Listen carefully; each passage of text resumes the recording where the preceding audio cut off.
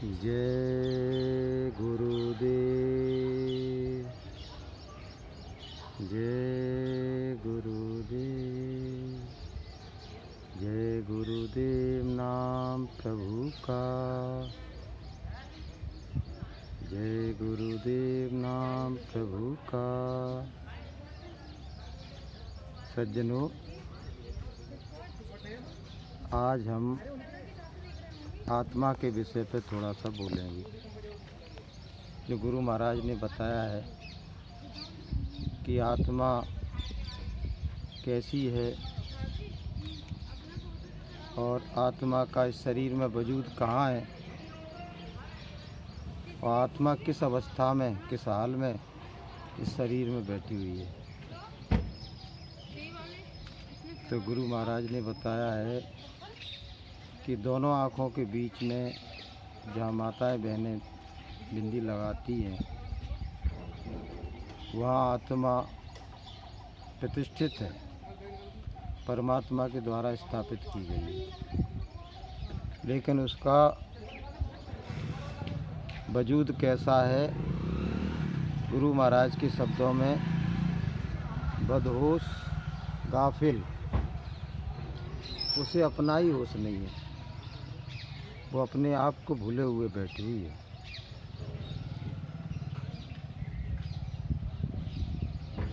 गुरु महाराज कहते हैं ये आत्मा परमात्मा का अंश है और ईश्वर के गुणों से परिपूर्ण है।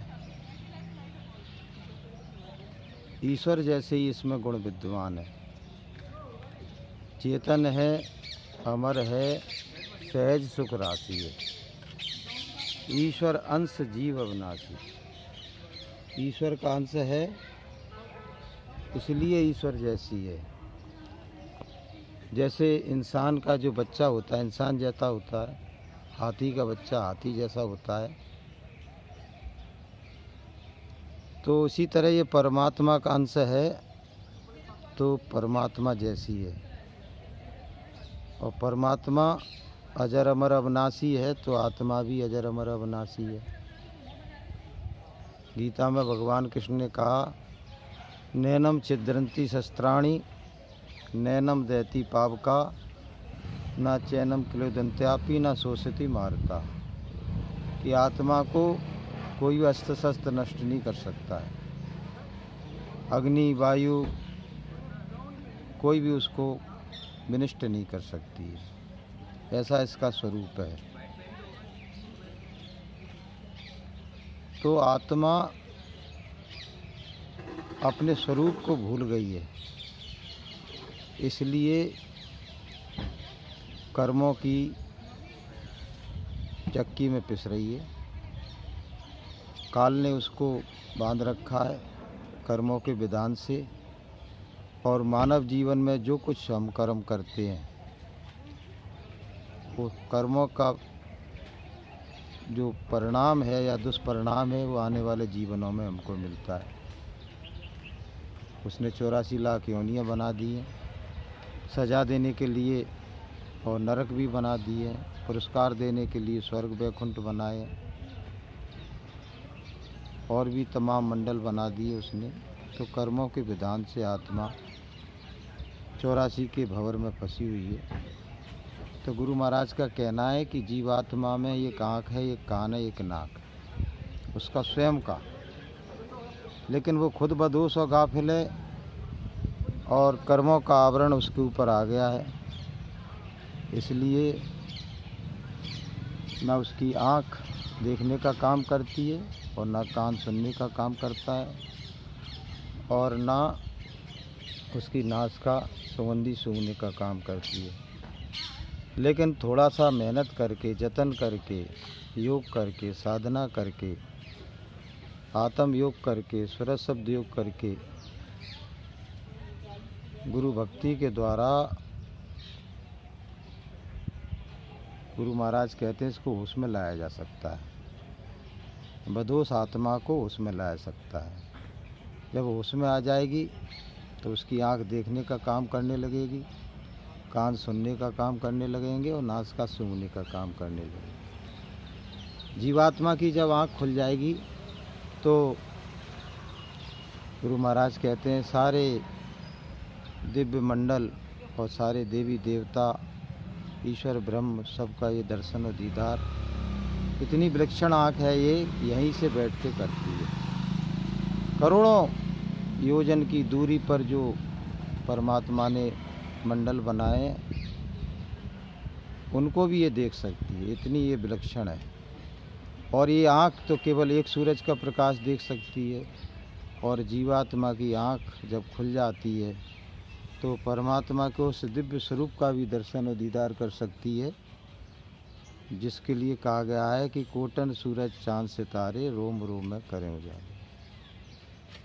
तो हमको अपने स्वरूप को जानने के लिए, अपनी आत्मा को जगाने के लिए गुरु की शरण में जाके ऐसे समर्थ सद्गुरु जिस तरह का ज्ञान हमको देते हैं उसको ग्रहण करना चाहिए। तो जीवात्मा की आँख खुलेगी। पहले तो जीवात्मा जगेगी, होश में आएगी, तो उसकी आँख खुलेगी तो देखने का काम करेगी। और कान, गुरु महाराज कहते हैं परमात्मा की आवाज़, आकाशवाणी, देववाणी, ब्रह्मवाणी, जो 24 घंटे हमारे अंतर में हो रही है, उस आवाज़ को सुनने का काम जीवात्मा के कान करते हैं। वो इतनी मधुर और इतनी घनाघोर है कि बहुत ही उसका साउंड हाई है। कहा गया है कि उस आवाज़ को यदि कब्रों में जो मुर्दे पड़े हुए हैं उनको सुना दिया जाए तो भी दौड़ने लगेंगे। तो लेकिन जीवात्मा के कान उस आवाज़ को, परमात्मा की वाणी को सुनने में सक्षम है।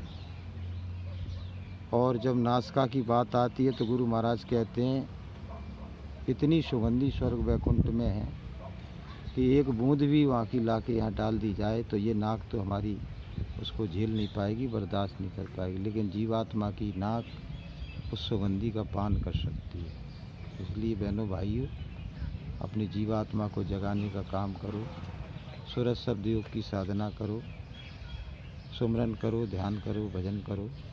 गुरु महाराज ने बताया है ये साधना तुम्हारे लिए फलदायी सिद्ध होगी और अनंत जन्मों से सोई जीवात्मा जाग जाएगी और जन्म जन्मांतर के हमारे सारे दुख मिट जाएंगे।